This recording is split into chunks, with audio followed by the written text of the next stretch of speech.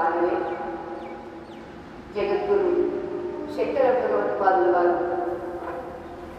మనకి లోకంలో అవతరించారు అంటే సాక్షాత్ శంకరో శంకర సదాశివుడే శంకర భగవత్పాదులుగా వేయించేసి కృత త్రేత వ్యాపారాలను వేర్వేరు నామరూపాలతో అవతరించి ఆ రీతిగా శిష్ట రక్షణ దుష్ట శిక్షణ చేస్తే ఈ కలియుగంలో మనకు సాక్షాత్ సదాశివుడే శంకరుడుగా వేయించేసి మనందరి బుద్ధిలో ఉన్నటువంటి భ్రమను తొలగించారు.